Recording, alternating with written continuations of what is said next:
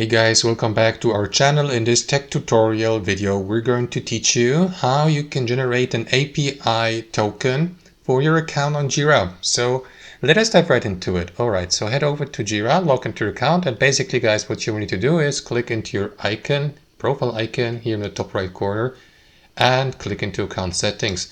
Inside your account settings on Atlassian, switch from the Profile and Visibility tab to Security. And let me just zoom in a bit. Here under API Tokens, simply click into Create and Manage API Tokens. That is going to redirect you to this login window. So here we'll get asked to enter an 8-digit verification code that will be sent to you to your associated email address. So head over to your associated email address's inbox, copy that verification code, make sure that it contains all 8 digits, copy it, paste it here, confirm by clicking into verify, and that is going to redirect you to this list here. So as you can see, I haven't created any API tokens yet, but I can do that guys easily by simply clicking into create API token here. So let me do that really quickly. After that, you may give your API token a name. So let me name it, I don't know, for example, token 1, because why not?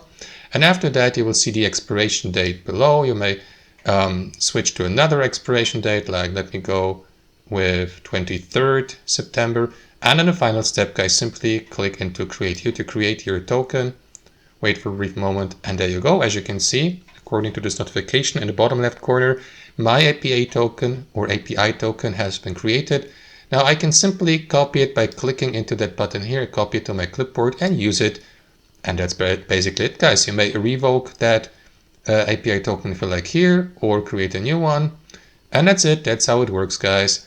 Thanks for watching. Hope you enjoyed this video, got some value from it, and we'll see you next time on our channel.